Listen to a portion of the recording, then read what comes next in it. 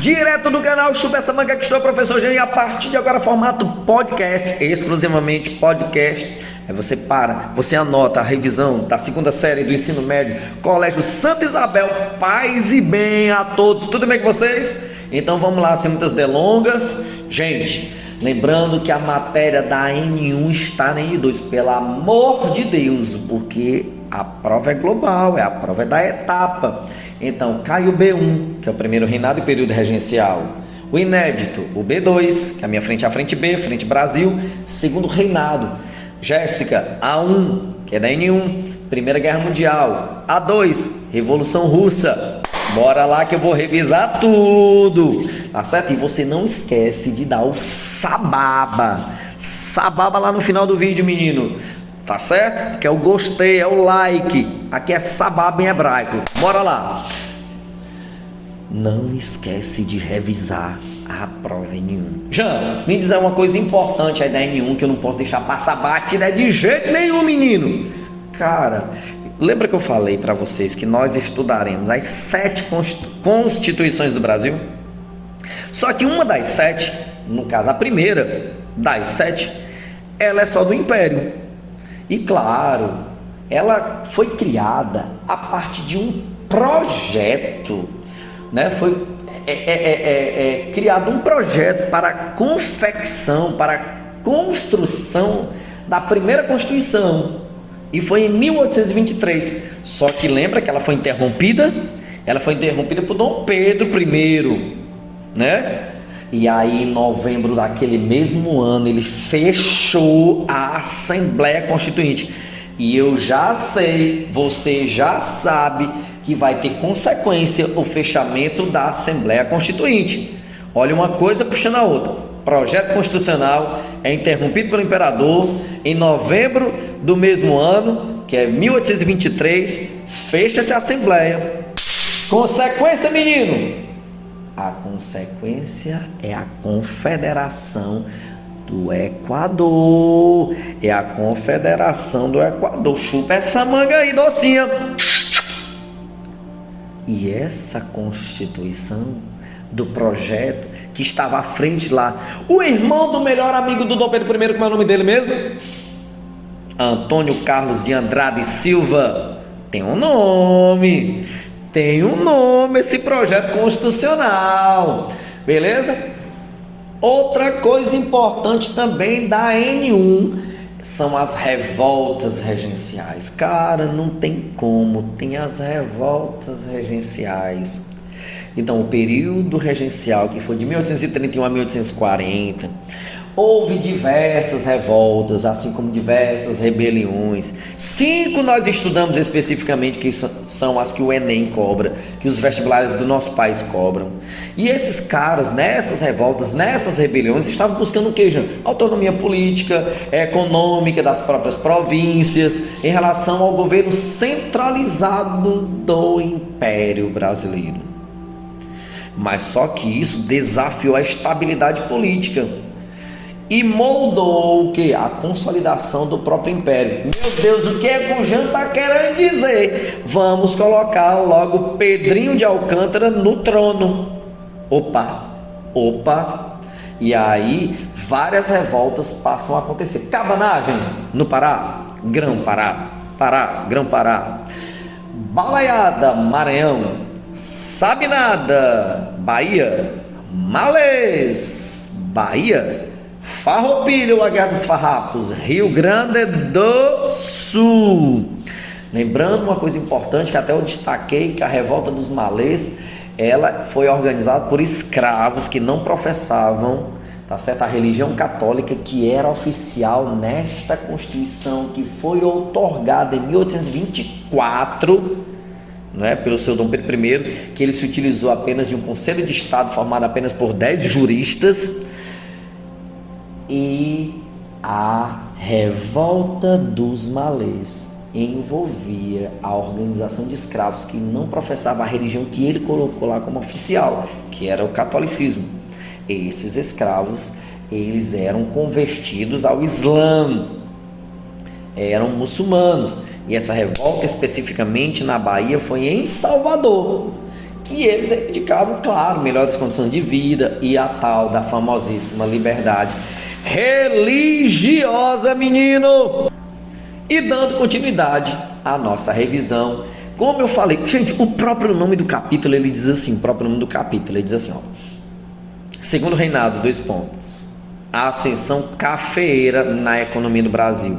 Eu lembro como se fosse hoje, eu revisando com vocês, falando com vocês, que no primeiro reinado, a nossa economia estava em crise. Por exemplo, o couro, que concorria com a Argentina, outro é o açúcar, que concorria com as Antilhas, outro o algodão, que concorria com o sul dos Estados Unidos. Mas aí, cara, no segundo reinado, nós temos a expansão de uma nova economia. Nós temos agora uma nova economia, que é o café, como acaba de dizer, o próprio nome do capítulo já diz que é a expansão do café.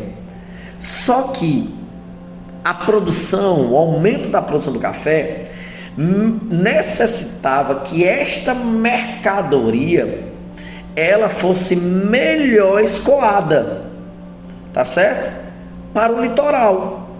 E por onde era, pelo amor de Deus, no segundo reinado? Você vai ver até no filme Mauá, o Imperador e o Rei, que já está na sua sala Google, e eu coloquei ele com a legendazinha. Já, mas o filme é em português, para que essa legenda? Que é para você entender bem direitinho o que é que os caras estão conversando. Porque eu vou ter minhas questões inéditas do filme. Assista o filme, bebê. Tem lá no YouTube também completo. Mas eu já até coloquei lá ele com a legendinha bem bonitinho para os senhores e para as senhoras assistirem. Porque tá na prova. Tá certo? Que vai falar sobre a Era Mauá. E o Mauá, o Visconde de Mauá, o famoso Irineu Evangelista de Souza, ele cria a primeira ferrovia do Brasil. Mas sabe para que era? A expansão das ferrovias, ela está ligada, sabe ao quê? A cafeicultura na região sudeste, porque a cafeicultura era na região sudeste, Rio de Janeiro, São Paulo, né, Minas Gerais. Então, era nessa região, e aí necessitava da expansão dos trilhos, porque o café estava em grande ascensão, certo? Em grande ascensão. Vocês vão ver lá no meu slide, lá em PDF, que tem uma coisa muito importante que a gente fala sobre a questão do fim da escravidão no Brasil, certo? O fim da escravidão no Brasil. A última lei que vai ser aprovada no Brasil é a Lei Áurea, certo? A famosíssima Lei Áurea. E a Lei Áurea, quando foi aprovada, às vésperas da sua promulgação, a população cativa ou a população de escravos já se encontrava muito reduzida. Então era muito pequena a população escrava no Brasil já quando estava nas vésperas na aprovação da própria Lei Áurea, a lei chamada João Alfredo, porque o João Alfredo é o autor da lei. Essa é conhecida como a Lei Áurea, a lei maior, porque ela vem substituindo todas as leis anteriores, né? A lei do ventre livre, o ventre, né? Que só o ventre era livre. A lei dos sexagenários, o nome já está dizendo, a partir dos 60 anos, livre. E é interessante que o Brasil está abolindo a escravidão pelos extremos, que são as crianças, o outro extremos, que são os idosos, porque a maior parte da população nem estava entre as crianças nem os idosos. Até que a Lei Áurea é aprovada, 13 de maio de 1888. O que é que vai acontecer no ano seguinte? Proclamação da República, que é o fim do segundo reinado e a chegada da famosíssima República. Mais um outro assunto também que a gente não pode deixar de falar, tá certo? Deixar de falar é em relação à maior guerra depois da Civil Americana, a famosa Guerra do Paraguai, né? A Guerra do Paraguai, ela teve a guerra contra o Paraguai, que a gente chama assim Guerra do Paraguai, né? Mas a Guerra do Paraguai, que é a guerra contra o Paraguai, ela foi fundamental para o fortalecimento do nosso exército, porque o exército brasileiro era muito mal falado. Você lembra que quando eu estava explicando a Guarda Nacional, que ela surgiu lá no ato adicional de 1834, estão lembrados? Que até disse, gente, na Guarda Nacional, a patente máxima é a de coronel, que vai se transformar no fenômeno político. A gente vai estar na República, que é o nosso próximo capítulo, para a segunda etapa. Só que aí, o que é que acontece? Mesmo durante a Guarda Nacional, o Exército Brasileiro não era bem quisto, não era bem visto, não era valorizado. Só vai ter uma repercussão o Exército Brasileiro com a Guerra do Paraguai. Então a Guerra do Paraguai ela vai dar todo um novo sentimento para o Exército. Não é à toa que o Exército, junto com a igreja e junto com os cafeicultores, vão derrubar o Império Brasileiro e proclamar uma república. Tá certo? Presta atenção. Quando em 1850 foi aprovada a Lei Eusébio de Queiroz, que foi a lei que proibiu o tráfico de escravos no Brasil, que é esta lei, você vai ver lá no meu slide, que ela vai substituir a Lei Feijó. A Lei Feijó ela foi aprovada em 1831, que era a lei que proibiu o tráfico, porém ela nunca foi cumprida. Ela ficou super conhecida como Lei para Inglês Ver. Você vai encontrar isso no meu slide também. Aí você lembra quando eu disse assim para vocês, que em 1827, quando a Inglaterra se aproximou do Brasil para reconhecer a nossa independência, uma das exigências foi que acabasse o tráfico num prazo de 3 anos. 1827 com 3 dá 30. Em 30, Dom Pedro I estava no poder. A lei não foi aprovada. Em 31, Dom Pedro I não está mais no poder. Já é o período regencial. E foi aprovada a Lei Feijó, que ficou super conhecida, porque virou uma piada a lei para inglês ver. Então a lei só estava no papel. Continuou-se a prática do tráfico. Mas em 1850 é aprovada a famosíssima Lei Eusébio de Queiroz. E quando foi aprovada a Lei Eusébio de Queiroz, ela substitui a Lei Feijó de 1831. A partir de 1850 era proibido a entrada de escravos. Jean, eu vou perguntar para vocês. De 1850 para frente, os primeiros anos depois de 1850, não entrou mais nenhum escravo? É claro que sim, mas a diminuição foi gigantesca. Ela foi gigantesca, tá certo? Mas estamos falando de seres humanos, né? E isso aconteceu, diminuiu muito, mas supervalorizou. Jean, e esse período, depois de 1850, com a Lei Eusébio de Queiroz, que proibiu o tráfico, e mesmo assim se traficou. Agora o tráfico ele foi definido, já que existe uma lei do Estado, então toda prática de tráfico é pirataria. Pirataria é isso, é tudo aquilo que é contravenção, tá certo? Há uma legislação. Qual é a legislação, gente, que tu está falando aqui? A Lei Eusébio de Queiroz de 1850. Então se entra escravo, mesmo que pouco, depois de 1850, esse tráfico é pirataria. Perfeito, cara, perfeito. Assiste o filme, pelo amor de Deus. Tá certo que, como eu falei, vou fazer recortes da tela lá quando você estiver assistindo, fazer uma espécie de uma tirinha para você não errar. Tá bom? Tranquilo? Uma coisa importante sobre a matéria da Jéssica, muito importante, gente, sobre a Grande Guerra, sobre a Revolução Russa. Gente, vocês estão lembrados que tem uma coisa muito massa entre o final da Grande Guerra e o processo da Revolução Russa, que é quando é assinado o tratado, pelo amor de Deus, Tratado Brest-Litovsk. Esse tratado resultou em perdas de territórios para a Rússia bolchevique, porque o Lenin, o representante da Rússia bolchevique, que é a Revolução de Outubro, Novembro de 17, e é o ano de 17 que entra os Estados Unidos da América na Grande Guerra e sai a Rússia da Grande Guerra, porque ela está em processo de revolução e quem está à frente são os bolcheviques liderados pelo Lenin. E o Lenin assina esse Brest-Litovsk, que é a retirada imediata da Rússia da Grande Guerra. Deixa eu até entrar já lá nessa parte.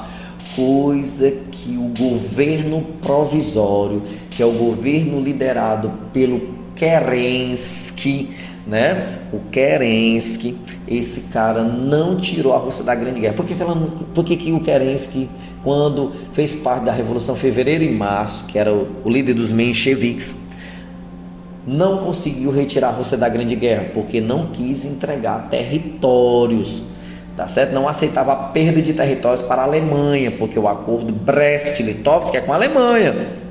Quando Lênin assumiu, ele pôs em prática uma das 3 teses de Abril, a tese chamada paz, retirada imediata da Rússia da Grande Guerra, assinatura do tratado do acordo de Brest-Litovsk, e o Lênin entregou territórios. Tudo bem? Tranquilo? Show de bola? Então, uma coisa importante, a fase dos mencheviques no poder, que é fevereiro e março, porque em outubro e novembro é o Lênin, Kerensky, fevereiro e março, chamamos de governo provisório, tá certo? Tá certo? Governo provisório, que é o período em que se derrubou o governo do czar Nicolau II, em março de 1917, tá certo? O nome chama-se governo provisório, não tem erro isso aqui, não tem erro de jeito nenhum. E como eu disse para os senhores e para as senhoras dos bolcheviques, que eram liderados pelo Vladimir Lenin, eles defendiam todo o poder à classe trabalhadora. Quem é ela? O proletariado, a nacionalização dos bancos, porque a ideia era a estatização e das propriedades privadas, a adoção de um novo sistema de produção econômico, o socialismo, entende? Então essa era a visão bolchevique liderada pelo Lenin. Tranquilo? Show de bola? Entendeu? Então, e claro, a revolução que eu acabei de falar, a revolução que ocorreu na Rússia em 1917, né?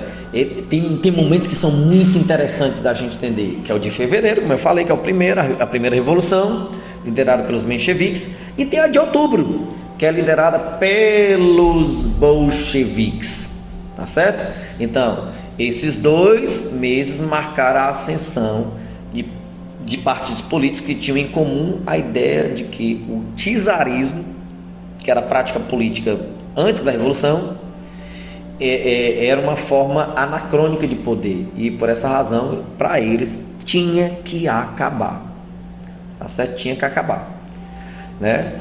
E só que quem tinha a visão radical eram os bolcheviques.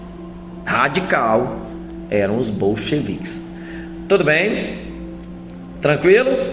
Show de bola? E aí é só lembrar, no final das contas, que o próprio governo czarista é um governo despótico. Meu Deus do céu, João, que é despotismo? Absolutismo, a mesma coisa, tá certo? Então, o despotismo czarista, né,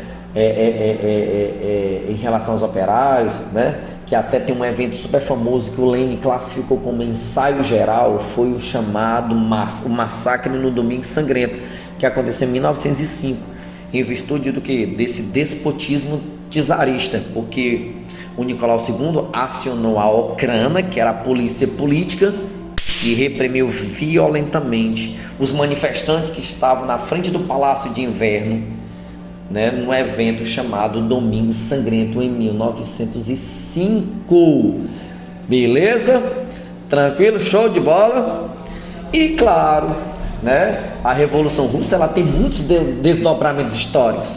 A participação da Rússia na Grande Guerra, né, foi um dos grandes elementos que desencadeou uma série de greves, uma série de revoltas populares pelo país, que acabou culminando, não tinha como, com a derrubada do regime do czarista Nicolau II, tá certo? Do Nicolau II. E uma coisa super básica sobre a Grande Guerra são a formação das tríplices, né? Os 2 blocos políticos, a Tríplice Aliança e a Tríplice Entente, tá certo? A Tríplice Entente, né? Que era a Entente Cordiale. Lembrando que a Entente Cordiale, ela era formada pela Inglaterra e França. Com a chegada da Rússia, chama-se Tríplice Entente. tá certo? E a aliança, nós temos a Alemanha, nós temos a Áustria, a Hungria e nós temos a Itália. Show de bola? Show? Então, uma das causas da Grande Guerra, né, a gente consegue perceber facilmente que é o rompimento do equilíbrio europeu. E cara, a Alemanha, que era recém-unificada, ela entra na corrida industrial, ela cresce vertiginosamente e desafiou a grande mãe da Revolução Industrial. Como é o nome do país? A grande mãe da Revolução Industrial que a gente estudou no ano passado? A Inglaterra. Em poucas décadas, esta Alemanha recém-unificada, que entra na corrida industrial, ela já estava liderando setores que antes, quem tinha essa vanguarda era a famosa Inglaterra. Show de bola? Gente, para e anota direitinho, com calma, tudo que eu comentei. Vou me despedir aqui de vocês com muita saudade. E no mais, não esquece o sababa. Chupa essa manga, menino. Uhul! Valeu, valeu, valeu, valeu. Tchau, tchau.